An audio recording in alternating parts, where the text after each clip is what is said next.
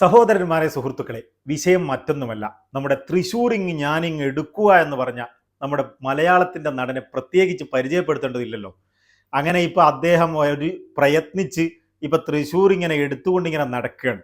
അപ്പം അദ്ദേഹത്തിന് തോന്നി ഈ മൂഡ് പോയി, ഇനിയിപ്പം പഴയ സിനിമാ മൂഡിലേക്ക് തന്നെ പോകാം.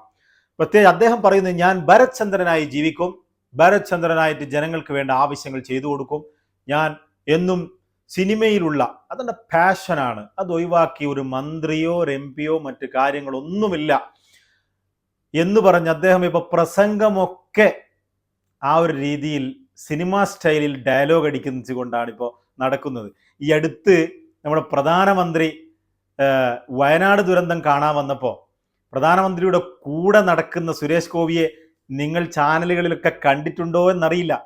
അദ്ദേഹം വളരെ വളരെ സ്ട്രൈറ്റായി, അതായത് ഒരു പട്ടാളക്കാരൻ സെല്യൂട്ട് കൊടുക്കാൻ വേണ്ടി പ്രധാനമന്ത്രിക്കൊക്കെ പോകുന്ന രീതിയിൽ വളരെ സ്ട്രൈറ്റായി നടക്കുന്ന ഭരത് ചന്ദ്രനെയും കടത്തി വെട്ടിയിട്ടാണ് അദ്ദേഹം അന്ന് പ്രധാനമന്ത്രിയുടെ കൂടെ നടന്നത്.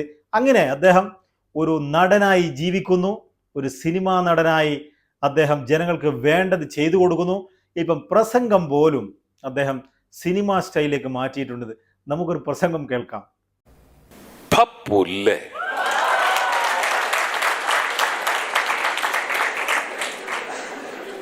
മോഹൻ തോമസുമാരുടെ ഉച്ഛിഷ്ടവും അമേദ്യവും കൂട്ടിക്കുഴച്ച് വാരി തിന്ന് ഏമ്പക്കവും വിട്ട ആസനത്തിൽ വാലും ചുരുട്ടി വെച്ച് അവരുടെയൊക്കെ കാൽ ചുവട്ടിൽ കിടക്കുന്ന നിന്നെ പോലെയുള്ള പരമ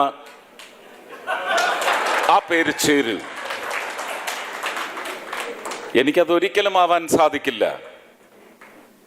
I am Bharath Chandran, just remember that. വിമർശകരോടാണ് സുരേഷ് ഗോപിയുടെ ഈ ഷിറ്റ് പറച്ചിൽ. ജനങ്ങൾക്ക് ഭരത് ചന്ദ്രനെയാണ് വേണ്ടതെന്നും മന്ത്രി പറയുന്നു. ജനങ്ങൾക്ക് തന്നോടുള്ള ഇഷ്ടമില്ലാതാക്കാനാണ് ശ്രമമെന്നും മന്ത്രി. ഭീഷണിയോടെ അവരുടെ മുന്നിൽ ഞാൻ എൻ്റെ ഈ വിളംബരം അല്ലെങ്കിൽ പ്രഖ്യാപനം മുഴക്കുന്നു. I will live as Bharat Chandran to favour the life of the people, the needs of the people. Bharat ചന്ദ്രനായി മാത്രമല്ല, തമിഴ് പടം ദീനയിലെ ആദികേശവനായും മന്ത്രി മാറി. 234 തൊകുതിയിലെ എന്ത തൊകുതി പോനാലും വന്നു വെട്ടുവാൻ ദീന കൈയെടുപ്പാൻ, ആദികേശവൻ തലയെടുപ്പാൻ. ജാഗ്രത. അപ്പൊ അതാണ് തൃശ്ശൂർക്കാരുടെ ഒരു ഭാഗ്യം എന്നല്ലാതെ എന്താ പറയാ. ഭരത് ചന്ദ്രനായി ജീവിക്കുന്നു, ഭരത് ചന്ദ്രനായി ജനങ്ങൾക്ക് വേണ്ടത് ചെയ്യുന്നു, ഭരത് ചന്ദ്രനായി പ്രസംഗിക്കുന്നു. ഇത് കേട്ടപ്പോൾ നിങ്ങൾ ഭരത് ചന്ദ്രന്റെ ഉച്ചിഷ്ടവും അമേധ്യവും ഒക്കെ വാരാൻ തുടങ്ങി എന്നൊന്നും കരുതണ്ട. ഇതൊക്കെ തന്നെയാണ്, ഇതാണ് സുരേഷ് ഗോപിയിൽ നിന്ന് ജനങ്ങൾ ആഗ്രഹിക്കുന്നത് എന്നാണ് അദ്ദേഹം പറയുന്നത്. എന്നെ ഭരത് ചന്ദ്രനായി കാണാനാണ് ജനങ്ങൾക്കിഷ്ടം. പിന്നെ ഈ മന്ത്രി കസേരയും മറ്റൊക്കെ എന്നെ അവർ അടിച്ചേൽപ്പിച്ചതാണ്. തൃശ്ശൂർക്കാർ അവരുടെ തനതായ രാഷ്ട്രീയം മാറ്റിവെച്ചുകൊണ്ട് എന്നെ ജയിപ്പിച്ചപ്പോൾ എന്തെങ്കിലും ഒരു പ്രത്യുപകാരം ചെയ്യണമല്ലോ എന്ന് BJP കേന്ദ്ര നേതൃത്വത്തിന് തോന്നിയത് കൊണ്ടാണ് അദ്ദേഹത്തിന് ഈ സഹമന്ത്രി കൊടുത്തത്. മനസ്സിലായല്ലോ. അപ്പോൾ അദ്ദേഹത്തിൻ്റെ നമ്മുടെ ആഗസ്റ്റ് 15 അദ്ദേഹം ഒരു റീൽ ചെയ്തിട്ടുണ്ട്. പതാകയുമൊക്കെ ഏന്തി സ്വാതന്ത്ര്യവും നേടിയിട്ട് വരുന്ന ഒരു വരവ്. നമുക്കതൊന്ന് കാണാം.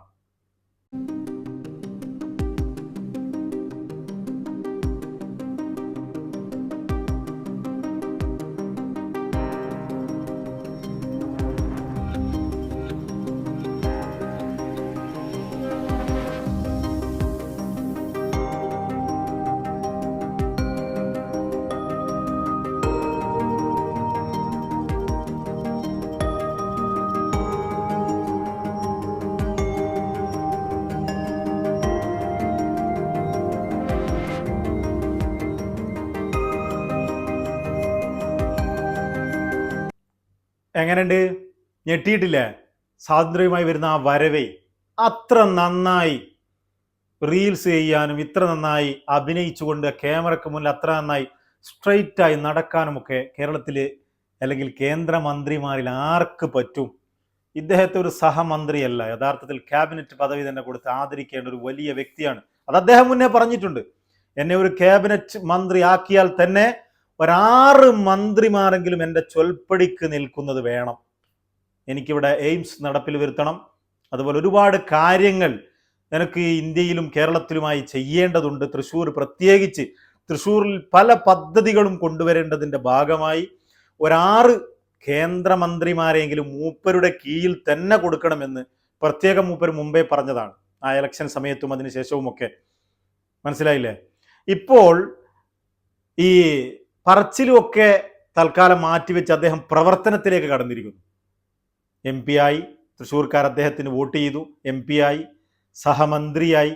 ഇനി അദ്ദേഹം പ്രവർത്തിക്കാൻ തുടങ്ങിയിരിക്കുകയാണ്. തൃശ്ശൂർക്കാരുടെ ഒരു ഭാഗ്യം എന്ന് പറയട്ടെ, അദ്ദേഹം സെപ്റ്റംബർ 6 തന്നെ അദ്ദേഹത്തിന് സിനിമ ചെയ്യാനുണ്ട്. ഒരുപാട് പദ്ധതികൾ, 10-22ഓളം സിനിമകളുടെ ഒരു സ്ക്രിപ്റ്റ് അദ്ദേഹം കേട്ട് അതിലേക്ക് കടക്കാൻ പോവുകയാണ്. ഇത് ഏതായാലും 22 സിനിമയൊക്കെ ഷൂട്ടിംഗ് കഴിയുമ്പോൾ വർഷങ്ങൾ എടുക്കും. അദ്ദേഹം പിന്നെ അത് പറയുന്നത് നമുക്കൊന്ന് കേൾക്കാം. പ്രവർത്തിക്കാൻ തുടങ്ങുകയാണ്. സിനിമ ഞാൻ ചെയ്യും. അനുവാദം ചോദിച്ചിട്ടുണ്ട്, അനുവാദം കിട്ടിയിട്ടില്ല. പക്ഷെ സെപ്റ്റംബർ 6 ഞാൻ ഒറ്റക്കൊമ്പൻ തുടങ്ങുക. എല്ലാവർക്കും ആശീർവാദം ഉണ്ടാവണം. ഏതാണ്ട് 20-22 സിനിമയുടെ സ്ക്രിപ്റ്റ് ആർത്തിയോടെ ചെയ്യണമെന്ന് ആഗ്രഹിച്ച് സമ്മതിച്ചതുണ്ട്. ഇനി എത്ര പടം ചെയ്യാനുണ്ടെന്ന് ചോദിച്ചപ്പോൾ ഒരു 22 എണ്ണമെങ്കിലും ചെയ്യേണ്ടി വരുമെന്ന് പറഞ്ഞപ്പം അമിത്ഷാ പേപ്പർ കേട്ട് അങ്ങനെ എടുത്തൊരു സൈഡിലോട്ട് അങ്ങ് ഇറങ്ങി. പക്ഷെ അനുവദിക്കാമെന്ന് പറഞ്ഞിട്ടുണ്ട്. ഞാൻ സെപ്റ്റംബർ 6 പോരും. എൻ്റെ ജോലി ചെയ്യാനായിട്ട് മിനിസ്ട്രിയിൽ നിന്നുള്ള 3-4 പേര്, അവർക്ക് ഞാൻ തന്നെ ഒരു കാരവൻ അല്ലെങ്കിൽ പ്രൊഡ്യൂസർ അത് എടുത്തു കൊടുക്കണം. അപ്പൊ അതാണ് അദ്ദേഹം വളരെ വ്യക്തമായി പറയുകയാണ് കാര്യങ്ങൾ. എന്ത്, ഞാനിപ്പോൾ ഒരു സഹമന്ത്രിയായി, ഇതൊന്നും ഞാൻ ആഗ്രഹിച്ചതല്ല. എനിക്ക് സിനിമ ചെയ്യണം. ഞാൻ സിനിമയിലാണ് ജീവിക്കുന്നത്, അതെൻ്റെ പാഷനാണ്. എന്നെ ജനങ്ങൾ കാണുന്നത് ഭരത്ചന്ദ്രൻ IPS ആയിട്ടാണ്. എനിക്ക് ഭരത്ചന്ദ്രനായി തന്നെ ജീവിക്കണം. അതുകൊണ്ട് തന്നെ ഞാൻ 10-22ഓളം സിനിമ ചെയ്യാൻ വേണ്ടി BJP കേന്ദ്ര നേതൃത്വത്തോട് അനുവാദം ചോദിച്ചിട്ടുണ്ട്. അപ്പോൾ സിനിമ ചെയ്യണമെന്ന് പറഞ്ഞപ്പോൾ അമിത്ഷാ ചോദിച്ചു, എത്ര സിനിമ ചെയ്യേണ്ടി വരും? ഒരു 10-22ഓളം ചെയ്യേണ്ടി വരും എന്ന് കേട്ടപ്പോൾ പേപ്പറുകളൊക്കെ അമിത്ഷാ അങ്ങനെ സൈഡിലേക്ക് വെച്ചിരിക്കുകയാണ്. അനുവാദം തരുമെന്നൊക്കെ പറഞ്ഞിട്ടുണ്ട്, പക്ഷെ അപ്പോൾ തന്നിട്ടില്ല. ഞാൻ ഏതായാലും തന്നാലും തന്നില്ലെങ്കിലും ഞാനിങ്ങ് പോരും. 6 എൻ്റെ സിനിമ ഷൂട്ടിംഗ് ആരംഭിക്കും. അത്ര തന്നെ. എന്ത് മെസ്സേജാണ് ഈ ഒരു മന്ത്രിയുടെ സംഭാഷണത്തിൽ നിന്ന് ജനങ്ങൾക്ക് കിട്ടേണ്ടത്? അല്ലെങ്കിൽ BJP പ്രവർത്തകരും BJPയുടെ നേതാക്കളുമായ ആളുകൾക്ക് എന്തു മെസ്സേജാണ് ഇതിൽ നിന്ന് കിട്ടുന്നത്? കേന്ദ്രത്തിൽ നിന്ന് അനുമതി കിട്ടിയില്ലെങ്കിലും കിട്ടിയാലും എൻ്റെ പാഷൻ ഞാൻ ചെയ്യും. അതായത് നമ്മുടെ ഇന്ത്യയുടെ ചരിത്രത്തിൽ എൻ്റെ അറിവിൽ ഇന്നേ വരെ ഒരു മന്ത്രിയും സിനിമയിൽ അഭിനയിച്ച ചരിത്രമുണ്ടെന്ന് തോന്നുന്നില്ല. MP-മാരും MLA-മാരും അങ്ങനെയൊക്കെ അഭിനയം കൊണ്ടുപോയ ഒരുപാട് ചരിത്രം നമ്മുടെ ഭാരതത്തിനുണ്ടെങ്കിലും ഒരു കേന്ദ്രമന്ത്രി അഭിനയിച്ചുകൊണ്ട് സിനിമ ഷൂട്ടിംഗ് ചെയ്തത് എൻ്റെ അറിവിൽ ഏതായാലും ഇല്ല. അപ്പോൾ അത്തരത്തിലുള്ള ചരിത്രങ്ങളൊക്കെ മാറ്റി എഴുതുവാനാണ് നമ്മുടെ തൃശ്ശൂരുള്ള MP ഇവിടെ തയ്യാറെടുക്കുന്നത്.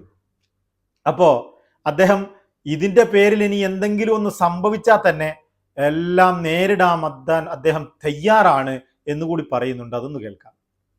ഇനി അതിന്റെ പേരിൽ അവർ പറഞ്ഞയക്കുമെങ്കിൽ ഞാൻ രക്ഷപ്പെട്ടു എന്നേ പറയാം. അത് കോസ് ഫോർ വറിയാണ്. ഞാനിതൊന്നും മോഹിച്ചതുമല്ല, ഞാനിതൊന്നും ഇപ്പോഴും ആഗ്രഹിക്കുന്നതല്ല. പക്ഷെ ഒറ്റ ചോദ്യത്തിന് മുമ്പിൽ ഞാൻ മുട്ടുകുത്തി. കേരളത്തിലെ ആദ്യത്തെ സംഭവമാണ് രാഷ്ട്രീയ ചരിത്രമാണ്. നിങ്ങൾ എന്തിനു ജയിച്ചു വന്നു? നിങ്ങൾ ജയിച്ചു വന്നത് നിങ്ങളെ ജയിപ്പിച്ചയച്ച ഒരു സമൂഹത്തിന്റെ ദൃഢനിശ്ചയമാണ്. അവർക്ക് വ്യക്തമായ രാഷ്ട്രീയ പ്രബുദ്ധതയുണ്ട്, രാഷ്ട്രീയ ധാരണകളുണ്ട്. അതവർ ഉടച്ചുകൊണ്ട് നിങ്ങളെ ഇങ്ങോട്ട് അയച്ചെങ്കിൽ തിരിച്ചങ്ങനെ ഒരു മനംമാറ്റം കൊണ്ടുവന്ന ഒരു ജനതയ്ക്ക്, കേരള ജനതയ്ക്ക് ഞങ്ങളുടെ രാഷ്ട്രീയത്തിനൊരു തിരിച്ചൊരു നന്ദിക്കുറിപ്പ് എഴുതാനുണ്ട്, ഒരു സമ്മാനം കൊടുക്കാനുണ്ട്. അതാണ് നിങ്ങളുടെ കസേര, അല്ലാതെ നിങ്ങൾക്ക് തന്നതല്ല എന്ന് പറഞ്ഞിടത്ത് എനിക്ക് വഴങ്ങേണ്ടി വന്നിട്ടുണ്ട്. രണ്ടാമത് ഇവിടെ തന്നെ ഭീഷണിപ്പെടുത്തി കൊണ്ടുപോയി പറഞ്ഞത് ഈ വാക്കുകളാണ്. അപ്പൊ അതാണ് ഏതാണ് ഈ കസേര എന്ന് നിങ്ങൾക്കൊക്കെ മനസ്സിലായില്ലേ? തൃശ്ശൂരിൽ നിന്ന് ജനങ്ങൾ ആറ്റുനോറ്റുകൊണ്ട് ഇദ്ദേഹത്തെ കേന്ദ്രത്തിലേക്ക് അയക്കുമ്പോൾ അവരുടെ വലിയ പ്രതീക്ഷകളും മറ്റു സംഭവങ്ങളും ഒക്കെ കൂട്ടിക്കുഴച്ചതാണ് ഇദ്ദേഹത്തിന് കിട്ടിയ ഈ കസേര. അപ്പൊ അതിന് കൃത്യമായി നന്ദി ചെയ്യൽ അനിവാര്യമാണ്. കാരണം കേരളത്തിൽ നിന്ന് ആദ്യമായ ഒരു BJP MP കേരളക്കാരായ ജനങ്ങൾ വോട്ട് ചെയ്ത് വിജയിപ്പിച്ച് കേന്ദ്രത്തിലേക്ക് അയച്ചപ്പോൾ നന്ദി സൂചകമായി അദ്ദേഹത്തിന് ഒരു സഹമന്ത്രി പദവി തന്നെ കൊടുത്ത് കേന്ദ്ര നേതൃത്വം ആദരിക്കുകയും അപ്പോൾ അതിൻ്റെയൊക്കെ ബാക്കിയായി തൃശ്ശൂർക്കാർക്ക് ഈ മന്ത്രിയും MP-യുമായ നമ്മുടെ ഈ നടൻ വളരെ നന്ദി ചെയ്യുന്ന തിടുക്കത്തിലാണ്. അതുകൊണ്ട് തന്നെ ഒരു 22 സിനിമയുടെ സ്ക്രിപ്റ്റുകൾ വായിച്ചുകൊണ്ട് അദ്ദേഹം ഇപ്പോൾ സിനിമാ ലോകത്തെ, കാരണം അദ്ദേഹം നടനായി കണ്ടുകൊണ്ടാണ്, ഇദ്ദേഹത്തെ രാഷ്ട്രീയക്കാരനായി കണ്ടുകൊണ്ടല്ല, അദ്ദേഹം ഇവിടെ എന്തെങ്കിലും ഒരു കേന്ദ്രാനുമതിയോ മറ്റോ വാങ്ങിത്തന്ന് ഇവിടെ എന്തെങ്കിലും ഒരു പദ്ധതി ചെയ്യുമെന്ന് ആഗ്രഹിച്ചുകൊണ്ടല്ല തൃശ്ശൂർക്കാർ അദ്ദേഹത്തെ അങ്ങോട്ട് പറഞ്ഞയച്ച്. തീർച്ചയായും അദ്ദേഹം ഒരു ഭരത് ചന്ദ്രനായി ജനങ്ങൾ കാണുന്നു. ഭരത് ചന്ദ്രനായി തന്നെ ജനങ്ങൾക്കിടയിൽ അദ്ദേഹം ജീവിക്കും. അങ്ങനെ കണ്ടുകൊണ്ട് തന്നെയാണ് ജനങ്ങൾ അവരെ കേന്ദ്രത്തിലേക്ക് അയച്ചതും വോട്ട് ചെയ്ത് വിജയിപ്പിച്ചതും ഒക്കെ. അതുകൊണ്ട് തന്നെ ജനങ്ങൾക്ക് നന്ദി ചെയ്യൽ അനിവാര്യമാണ്. അതുകൊണ്ട് 1ഉം 2ഉം സിനിമയൊന്നും ചെയ്താൽ പോരാ, ഒരു 22 സിനിമയെങ്കിലും ചെയ്യും. അത് ഞാനിങ്ങ് പോരും, അതിന് അനുമതി ഉണ്ടെങ്കിലും ഇല്ലെങ്കിലും. ഇനി അതിൻ്റെ പേരിൽ എന്നെ അവരങ്ങ് പറഞ്ഞേക്കുകയാണെങ്കിൽ ഞാൻ രക്ഷപ്പെട്ടു. മനസ്സിലായില്ലേ? കാരണം എനിക്ക് ഞാനിത് പണ്ടേ ആഗ്രഹിച്ചതല്ലെന്നാണ് അദ്ദേഹം പറയുന്നത്. ഞാനിത് പണ്ടേ ഈ നന്ദി പ്രകടനം ഇത്രക്ക് കേന്ദ്ര നേതൃത്വം ഇങ്ങനെ നന്ദി പ്രകടനം നടത്തേണ്ട ആവശ്യമൊന്നും ഇല്ലായിരുന്നു, ഞാനിത് ആഗ്രഹിച്ചല്ല. കാരണം ഞാനൊരു സിനിമാക്കാരനാണ്. ഇത്തരം വലിയ വലിയ ഉത്തരവാദിത്തങ്ങളൊന്നും സഹയാണെങ്കിലും പ്രത്യേകിച്ച് ജോലിയൊന്നും ഇല്ലെങ്കിലും ഈ ജനങ്ങൾക്ക് കേൾക്കുമ്പോഴെങ്കിലും ഒരു മന്ത്രിയാണെന്നുള്ള ഒരു ഉത്തരവാദിത്വമൊന്നും എന്നെ ഏൽപ്പിക്കേണ്ടതില്ലായിരുന്നു. ജോലിയും കാര്യമൊന്നും ഇല്ലെങ്കിലും നമ്മുടെ ഈ സെറ്റിൽ സിനിമ ഷൂട്ടിങ്ങിനിടെ എൻ്റെ കൂടെ തന്നെ കാരവാനിൽ പ്രൊഡ്യൂസർ കൊടുക്കണം കാരവാൻ, അതിലൊരു 3ഓ 4ഓ എത്ര സ്റ്റാഫാണെന്ന് ഇപ്പോൾ കൃത്യമായി ഒരു വിവരം കിട്ടിയിട്ടില്ല, ആലോചിച്ചിട്ട് 3ഓ 4ഓ സ്റ്റാഫുകളെ അദ്ദേഹത്തിൻ്റെ ജോലിയൊക്കെ നിർവഹിക്കാൻ വേണ്ടി, കേന്ദ്രത്തിലെ പരിപാടികളും മറ്റ് സംഭവങ്ങളൊക്കെ നിർവഹിക്കുവാൻ വേണ്ടി അദ്ദേഹം വെക്കും എന്ന് പറയുന്ന കാലാവസ്ഥ ഏതാണെന്ന് നിങ്ങൾ ചിന്തിക്കണം. നമുക്കറിയാം, ഇക്കഴിഞ്ഞ ദിവസമാണ് ജസ്റ്റിസ് ഹേമ കമ്മിറ്റി റിപ്പോർട്ട് വന്നത്. അതിൽ പറയുന്നത് സ്ത്രീകൾക്ക് ഡ്രസ്സ് മാറുവാൻ പോലും ഒരു കാരവാനില്ലാത്ത നമ്മുടെ മലയാള സിനിമയിലെ നായകന്മാരുടെയും പ്രൊഡ്യൂസർമാരുടെയും ലീലാവിലാസങ്ങൾ പുറത്തു വന്ന സമയത്താണ് ഇദ്ദേഹത്തിൻ്റെ ജോലി ചെയ്യാൻ, കേന്ദ്രത്തിലെ സഹമന്ത്രിയുടെ ജോലി ചെയ്യാൻ പ്രൊഡ്യൂസർ തന്നെ ഒരു കാരവാൻ വെച്ചുകൊണ്ട് അതിനൊക്കെ അവർ ചെലവഴിച്ച് ഒരു കാരവാൻ അതിന് പ്രത്യേകം സെറ്റ് ചെയ്യണമെന്ന് ഇദ്ദേഹം ഇവിടെ പറയുന്നത്. ഇനി അദ്ദേഹത്തിനെ പറഞ്ഞയച്ചാലും പ്രശ്നമല്ല, ഇതൊക്കെ എല്ലാം എൻ്റെ ഇഷ്ടം പോലെയാണ് നടക്കുക, അതൊന്നും ഞാൻ വകവെക്കുന്നില്ല. ഇദ്ദേഹം ഇനി സിനിമ ചെയ്തിട്ടില്ലെങ്കിൽ ഇദ്ദേഹം ചത്തുപോകുമെന്നൊക്കെ അങ്ങനെ അങ്ങ് പറയുകയാണ്. ഞാൻ പറയുന്നു, ഇദ്ദേഹം ഇത് തൃശ്ശൂർക്കാരോട് മുമ്പേ പറയണമായിരുന്നു. എനിക്ക് സിനിമയാണ് ആഗ്രഹം, നിങ്ങളെ രാഷ്ട്രീയ പ്രവർത്തനവും പൊതുപ്രവർത്തനവും ഒന്നും എൻ്റെ ഒരു വിഷയമല്ല. ഞാൻ ഒരുപാട് സ്റ്റാഫുകളെ വെച്ചോ മറ്റോ എന്തെങ്കിലും ചെയ്യും, നിങ്ങൾ എന്നെ ജയിപ്പിച്ചാലും ഇല്ലെങ്കിലും എനിക്കിവിടെ എൻ്റെതായ ജോലി, എൻ്റെ പാഷൻ ചെയ്യേണ്ടതുണ്ട്. കേന്ദ്രത്തിൽ അധികം ഇരിക്കുവാനും നിങ്ങൾക്ക് വേണ്ട കാര്യങ്ങൾ നോക്കുവാനൊന്നും എനിക്ക് നേരമുണ്ടാവില്ല. എനിക്ക് ഒരുപാട് ലക്ഷങ്ങൾ കോടികൾ കൊയ്യണം ഈ സിനിമയിൽ നിന്ന്. കാരണം എനിക്കങ്ങനെയാണ്. എൻ്റെ ഈ ലക്ഷങ്ങൾ, മോഹൻലാൽ ഇത്ര ലക്ഷം വാങ്ങും, മമ്മൂട്ടി ഇത്ര കോടി വാങ്ങും, ഞാൻ ഇത്ര കോടി വാങ്ങും, ഇതൊക്കെയാണ് എൻ്റെ ഒരു പരിപാടി എന്ന് അദ്ദേഹം കൃത്യമായി പറയുന്നുണ്ട്. ഇതൊക്കെ അദ്ദേഹം മുന്നേ പറയണമായിരുന്നു. അല്ലെങ്കിൽ ഇതൊക്കെ അറിഞ്ഞുകൊണ്ട് തൃശ്ശൂർക്കാർ ചതിക്കുയിൽ വീണതാണോ, അല്ലെങ്കിൽ തൃശ്ശൂർക്കാരെ ഇദ്ദേഹം ചതിക്കാൻ വേണ്ടി ശ്രമിക്കുകയാണോ, എന്താണെന്ന് നിങ്ങൾ പറയുക. തൽക്കാലം വിടാം, നമുക്ക് വീണ്ടും കാണാം.